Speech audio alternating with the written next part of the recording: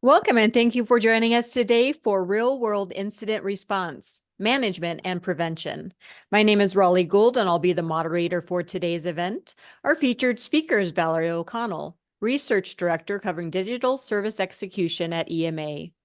Valerie came to EMA with decades of senior level experience in the effective marketing of technology. Her experience ranges from VP of Product Marketing at what was then CA to a successful run as an independent practitioner. Today's event is being recorded and you will receive a follow-up email from EMA with the on-demand playback, as well as some additional resources, so I hope you will check that email out. And now I'd like to go ahead and turn things over to our featured speaker, Valerie O'Connell. Valerie? Thank you, Raleigh, and thank you everyone for joining us today. And while we're on the topic of thanks, I want to thank my sponsors, Big Panda, Everbridge, and ServiceNow. For those of you who aren't familiar with EMA's practices, our sponsors are just like sponsors on TV programs. They make the research possible, but they don't impact the content. So again, thank you. And when you get a chance, if you're interested in the things we're talking about today, check out my sponsors because they're good people too. One of the reasons I decided I wanted to do the research on incidents and outages specifically was because in an earlier global research initiative I did of 450 or so IT leaders, it became apparent to me that some organizations seem like they're fighting a losing battle and others are taming the beast. I say here that an unsurprising 82% of people said that they characterized incidents and outages as increasing every year, and 19% went so far as to say that increased reliance on IT guarantees continued increases. All right, so that's not very surprising. But there was 18% that said incidents and outages have decreased due to proactive systems they've put in place. And that's what I wanted to drill down on. All right, that's interesting. We know it has to do with AI, automation, ops, but AI ops. But what are they actually doing? So for this research, where I was going to dive down into that, 50% came from North America, and then an even split between EMEA and APAC. We had almost a third, and a third IT service, IT ops, and IT security. I like to get a good mix of managerial levels. 27% were IT professionals or team leads. 26% on the other end were executives, VPs, and CIOs, and the bulk, at 47%, were managers and directors, IT. And the reason I like to do that is because some of the very interesting insights come from the differences between what the CIO thinks and what the feet on the street actually think. Usually I find at the manager director level, they have eyes in both directions. And so I see, if I had to gun to my head, what is, the most accurate answer, it's going to be the managers and directors. There's also a very even distribution of company sizes between 1,000 employees and 10,000 plus employees. We tend to use number of employees as an indicator of company size in this kind of research rather than revenue.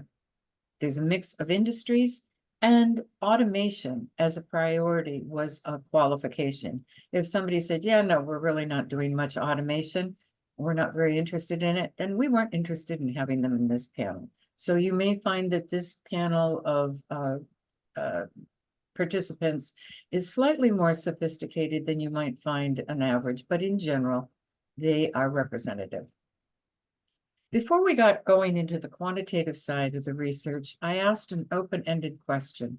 If you could improve one thing about your organization's approach to incident response, effectiveness, or tools used, what would it be? Now, better training was mentioned, fewer levels of bureaucracy, knowledge sharing, workflow automation, and increased headcount all made the list.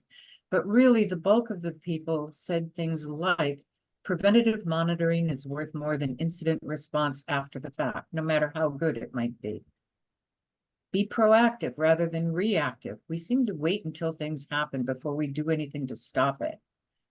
I would like to see more automation and integration of the tools used. That would help reduce the manual effort and human error that is typical of the incident process.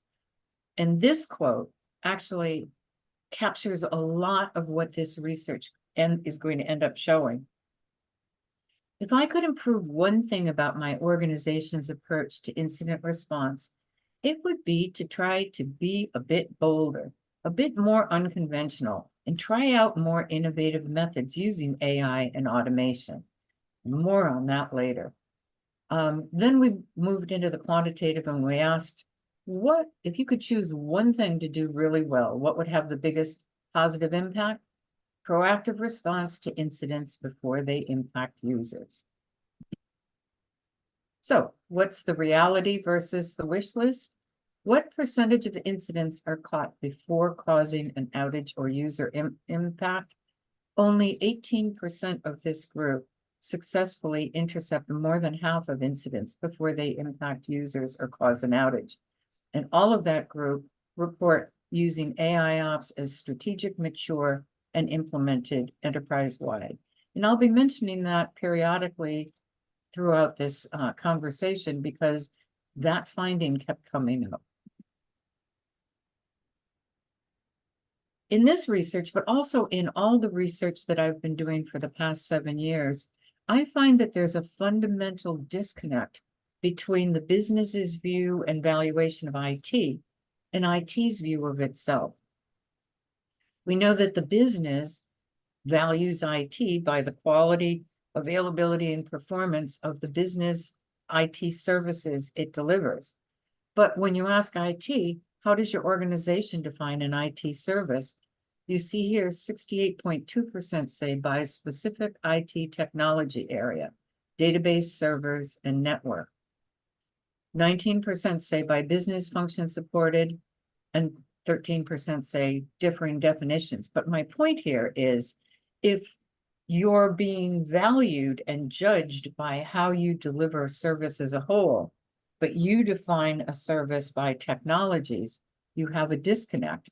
And it's a disconnect that you tend to organize around. I ask, although oversimplified, how would you describe your IT's organizational principle when it comes to service availability, performance, and incident management? 45% say increasingly IT is moving to a cross-functional approach, putting systems in place designed to prevent incidents.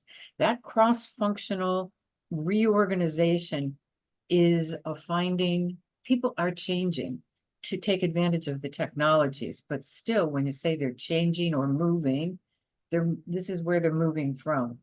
IT is centrally organized along functional and technology lines, network applications, storage, and servers. 40% aren't even moving.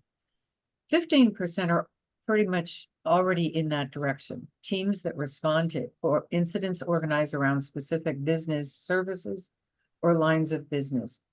And we'll be discussing why and how it makes sense to reorganize or at least optimize your organization to be able to take advantage of the many, many technology advancements there are. Let's look at processes. Which statement best describes your organization's incident management processes? 57% felt they had well-defined and documented processes. 35% said some steps are well-defined and documented, but there are gaps. Now, of this whole group, 73% say that these processes are widely used, well understood, and frequently updated. But I don't believe them because the math doesn't make sense. We have a math problem here. How would you rate the effectiveness of your organization's incident management processes? 41% say very effective. 47% give the faint praise of meets our needs, and 12% needs improvement. It seems to me if you had well-documented processes that well-defined, widely used, well understood, and frequently updated, those numbers would be higher. We have incident management processes. Does that process change during an outage? I wanted to give people, I mean, instinctively, we feel there's a difference between an incident, even a major incident, and an outage.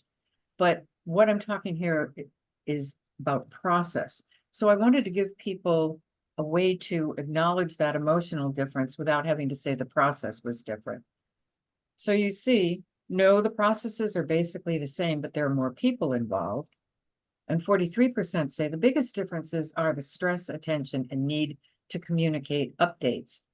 And 34% say, yes, the processes are different. We have a war room protocol.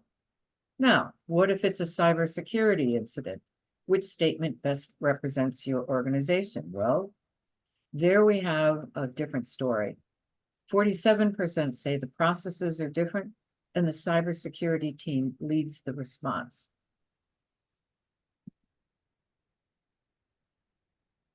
In order to take a look at what was going on with incident management and the processes, I wanted to lay out a common incident response process flow. And understanding that every organization is different, does the following incident response flow reflect the incident management flow in your organization? And the steps that I outlined were: 1, detection, identification, and logging; 2, categorization, triage, prioritization, and routing. That's a mouthful. 3, team engagement, incident communication, and collaboration. 4, response for analysis, diagnosis, and resolution.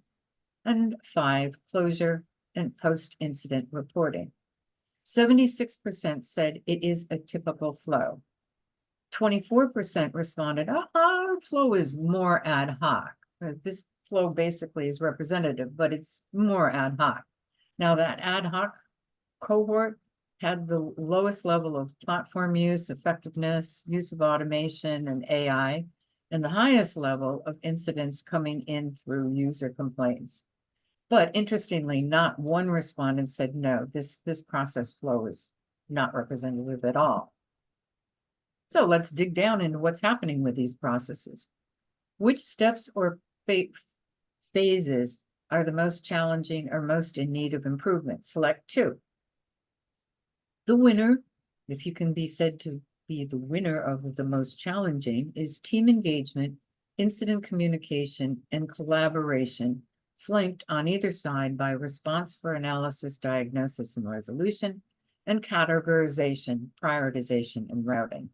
And this is a pattern that you're going to see showing up looking at it from different directions. But team engagement, people, is the #1 problem. Which phase is most time consuming? And by that, I meant and said biggest contributor to MTTR. Select 1.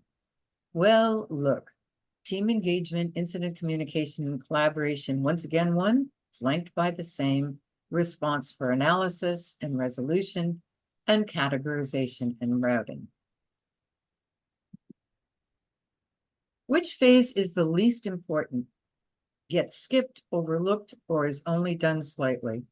Well, look, 33%, the far and away the winner was closure and post-incident reporting.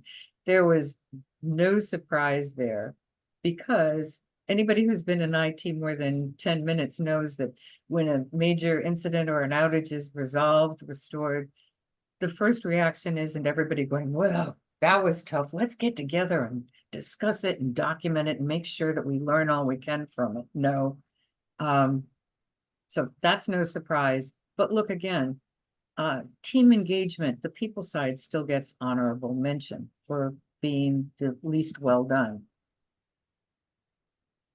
Taking a look at automation and AI in the process, most automated phase is detection. Got monitoring tools and systems. So that's the most automated. The least automated is closure, followed by team engagement, the people side. AI and ML is most used or applicable in detection and response phases. AI and automation use is projected to grow, but this is something I find interesting and want to kind of underline for you. They're projected to grow in the areas where automation and AI is already used. They're not being projected to grow in the underserved processes. It's just not on the investment radar. Incidents themselves. Does your organization prioritize by IT incidents by severity? Yes, they do. 48% say we differentiate between incidents and major incidents / outages. 42% say we have 4 to 6 established priority levels with set response and resolution times. And by the way, in general, an incident is any degradation in service or availability. 35% specifically include predictive or proactive, and 28% specified disruption to business. What determines the priority of an incident? Select 2. The clear winner is business operations are disrupted. If business operations are disrupted, you have a high priority situation, followed closely by, well, no, second place are all closely linked. They're all far behind business operations being disrupted, but compliance or regulations are at risk, number of users impacted, and our external customers involved. How are incidents most often surfaced? It should be no surprise that 43% say monitoring tools, systems, alerts detect performance issues, and 26% of those mention that AI and ML does proactive identification of a potential incident. And there in the middle, we have user report or complaint, usually through the service desk, almost a third. That may be surprising to some of you in this age of technology abundance, but in fact, I ask this kind of question on almost all research that I do in my areas, and that number is really pretty consistent. It may be 33%, it may be 29%, but there's still a big chunk of incidents that are surfaced through users, kind of little canaries in the IT mines. Which statement best describes incident tracking in your organization? I say here, incidents can originate from users or monitoring systems, but they are created and tracked primarily through, and I was a little surprised by this. The leader was a centralized IT ops or AI ops system or platform. I expected more than 31% to say tickets in the service desk or ITSM system. And 31% say a mix of ITSM tickets and IT ops logs. But surprises is why you do some research instead of just thinking you know everything. When there is an incident, what groups are most responsible for identifying and fixing the cause? Select 2, IT ops and IT service. You see the cast of supporting characters below: DevOps, engineering, network. Taking a look at the time in MTTR, whatever your R is, mean time to repair, respond, restore, revive, whatever. I'm always a little uncomfortable saying anything other than MTTR because everybody's R is different, but T is time. Once an incident is logged, how long does it usually take to resolve it? You see here, without going through each step, that 70% say it's between 1 to 4 hours. 19% say more than 4 hours, and 11% say minutes. What I want to say here is, first of all, anything close to an hour is a lot of time when you're talking about disrupting business and productivity. But the main point here is if you are working for an organization that takes even 1 to 2 hours, and your competition is taking minutes, that is a competitive disadvantage to you and a competitive advantage to them. And I mentioned here that in all the research I do, reducing MTTR is universally a top IT objective. And I call this a secret ingredient. You know, when you're writing up slides and you aren't having to present them, secret ingredient. What percentage of the MTTR is inactive time spent waiting for information or response? Actually, a client of mine suggested that I ask this question, and I found this answer almost shocking, really. I had no idea. Look at all the waste there. 27% say that MTTR is 50% or more wasted time. That's just amazing to me. 42% say that 25% or a quarter is waste. 19% say 10% waste, and 12% say almost no waste at all. Again, there's that competitive advantage or disadvantage. The least wasted time had the most advanced AI ops, AI and automation. No surprise there. Which phase is the most time-consuming, biggest contributor to MTTR? Select one. We already covered this. 30% team engagement and communication, the people side, is the biggest contributor to MTTR. And if if you've got wasted time being so high, this is an area you should take a look at. How long does it take to identify and engage the right response teams from the time an incident is created? 19% say an hour or more. 38% say it's more than 30 minutes, but not quite an hour. 33% say less than 30 minutes, and 9% say less than 5 minutes. And I can't even deal with anybody who it's 4 hours or more. Where are they? In outer space? Anyway, if the MTTR after logging an incident is, 1 to 4 hours, and you've got an hour or anywhere near an hour that it's taking to engage the right response team, you are looking at wasted time. So to me, reducing time to identify and engage teams looks like low hanging fruit. Lack of information and insight is also a big contributor to MTTR. What are the biggest challenges to effective incident response and management? Select two. We've already covered people. But if you look at the ones I've highlighted, they're really flip sides of the same coin. Lack of a unified view and dependency mapping of service elements, business context, understanding the impact, service mapping. Too many alerts. It's difficult to separate noise from real issues. This is information and insight. Lack of it causes delay. We asked specifically, on average, what percentage of incidents, events, alerts are actionable? And we've defined that to mean turns out to be a problem that requires a resolution and includes at least one piece of insight on how to respond. You see here that this is not a high showing. 28% say roughly half, and 31% say less than half, and 16% say few, 5 to 20%. So you've got a sizable majority that are dealing with the bulk of the alerts or incidents being not actionable. And that is time wasted, huge MTTR contributor.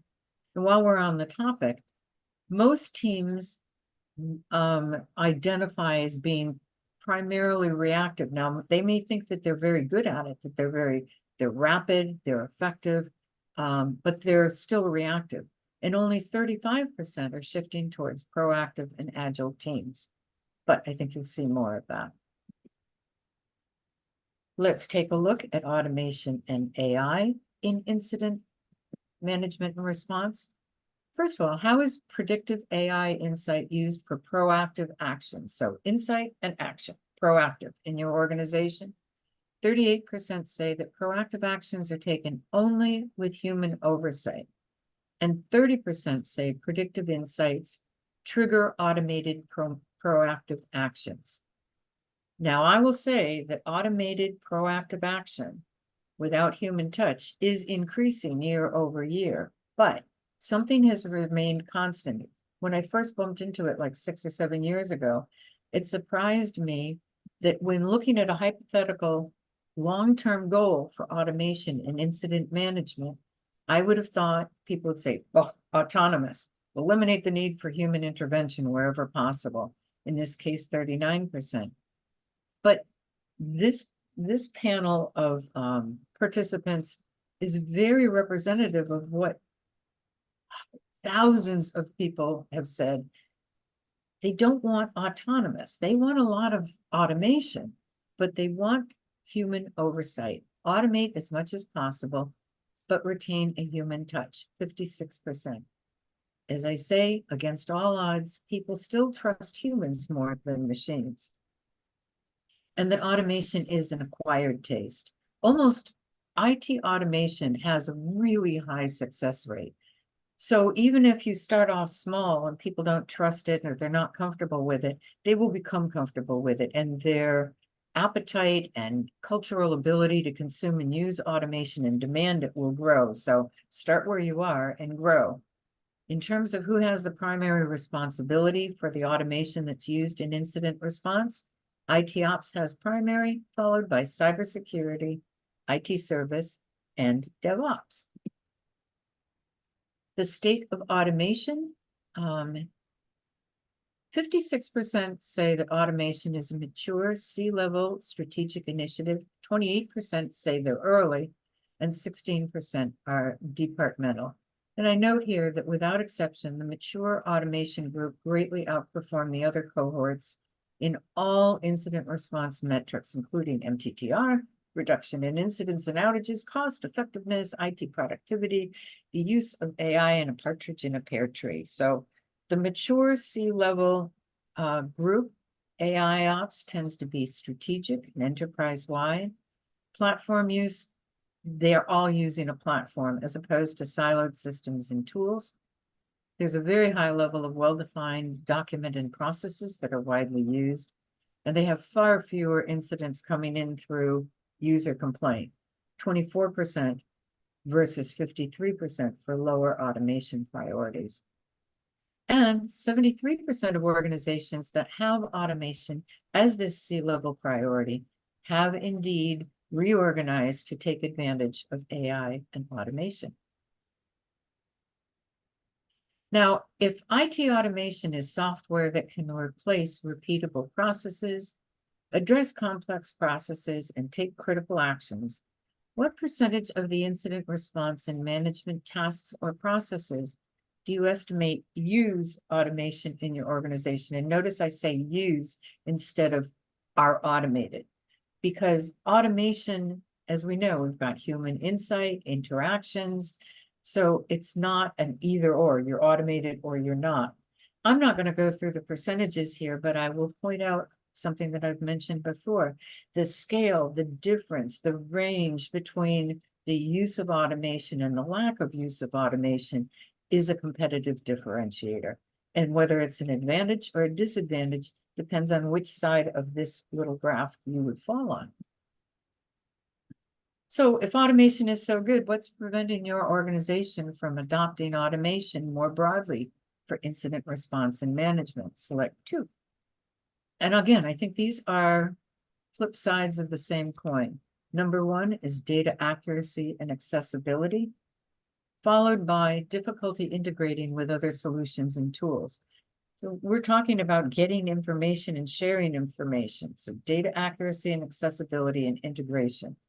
As I said, to me, they're flip sides of the same coin. So the success rate of incident automation is really high. And as I mentioned before, in general, IT automation initiatives have a very high success rate. But in this case, one of the reasons why the success rate is so high, in my opinion, is because the drivers of automation and incident response and management are such a close map to the benefits that are actually achieved by doing this. On the top here on the left, I have what are the top drivers of automation in incident response and management? And you'll see I've got 3 that are bolded, although in order, they're reduced MTTR and downtime, improved user experience, IT personnel productivity, business impact, cost savings, and cross-functional workflows. You see the bolded ones I have here? If you'll turn your attention to the graph I have over here, what are the top 2 benefits achieved so far through incident management automation? Well, look what we have. Increased IT personnel productivity, tied with IT cost savings, and reduced MTTR. So there's such a good map there. When expectations are met or exceeded in real life, you have really high success rates.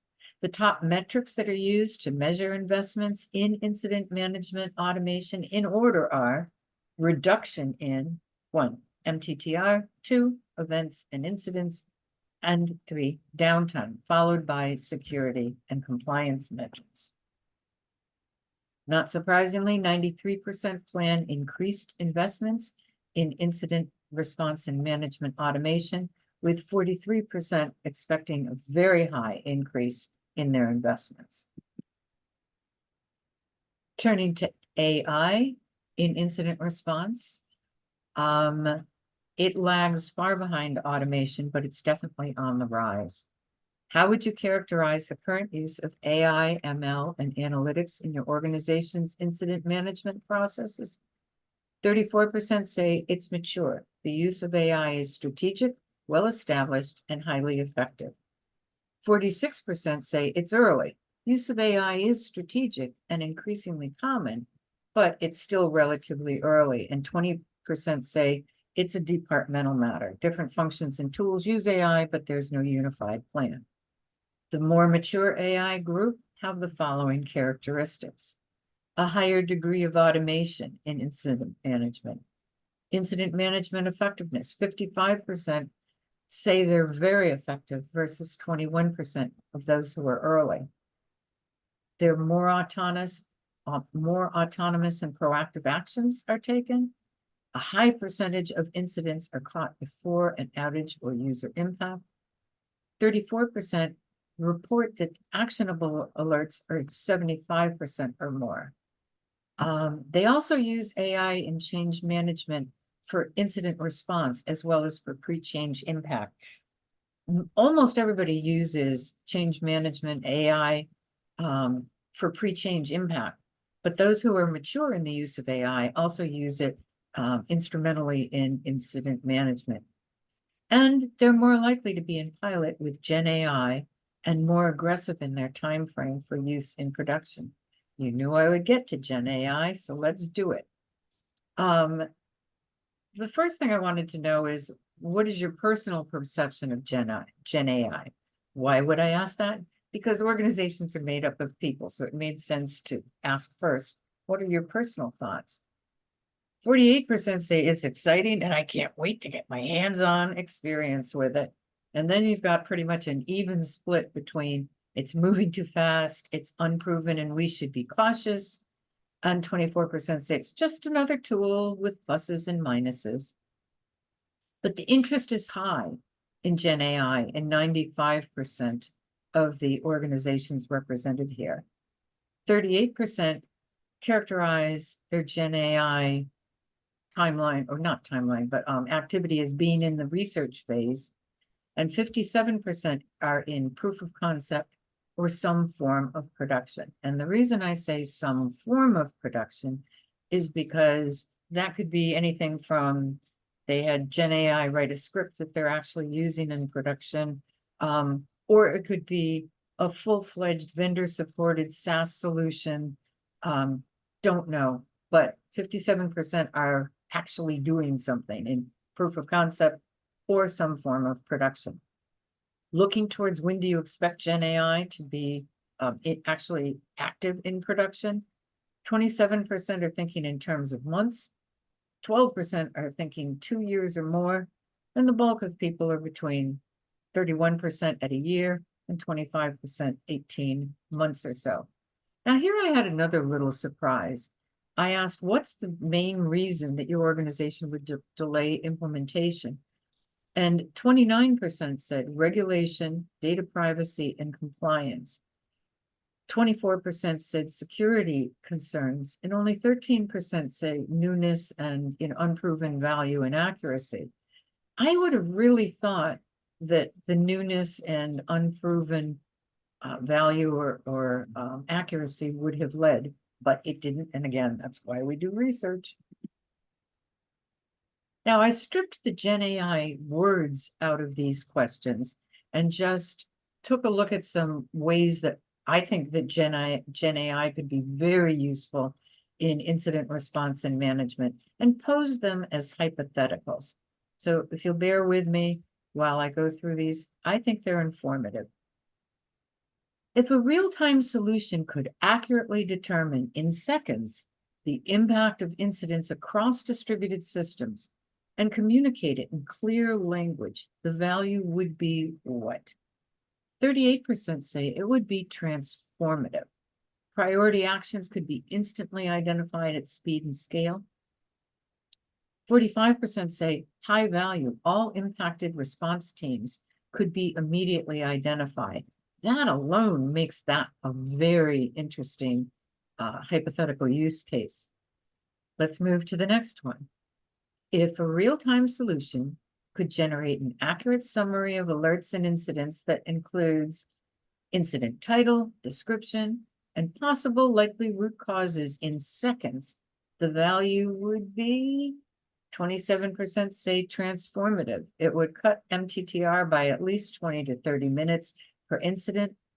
55% say high value. It would save 10 to 20 minutes per incident. And 11% say valuable. It would save 5 to 10 minutes per incident. And you notice in this, nobody's saying, well, that wouldn't be useful to any of these.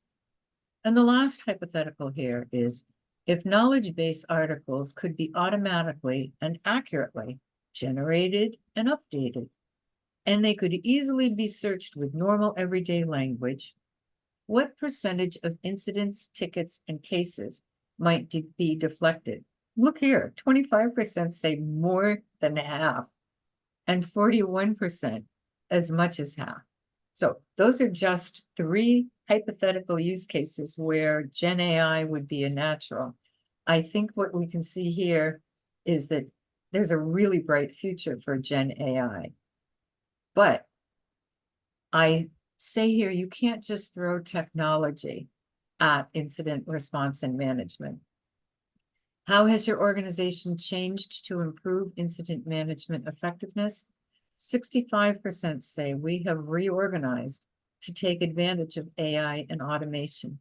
And this makes sense because when you can do things better, differently, and do new things, it makes sense to have your organization set up to be able to maximize the use of that, to really leverage it.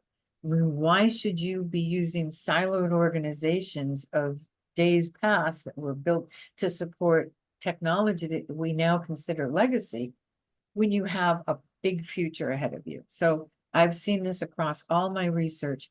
Organizations are reorganizing to be able to take advantage of AI and automation. And I think Gen AI is going to kick that up even more.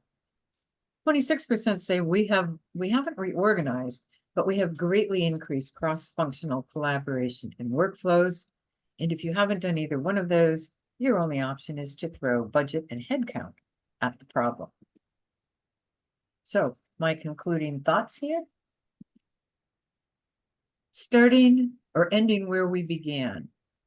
82% say that outage frequency and incidents are increasing every year, and 18% are saying that incidents and outages have decreased in frequency, duration, impact due to proactive systems they've put in place. 100% of that cohort had enterprise level mature AI ops.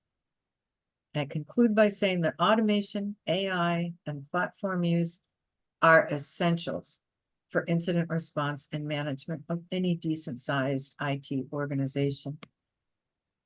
I recommend explore new uses of automation and AI in underserved processes to slash MTTR.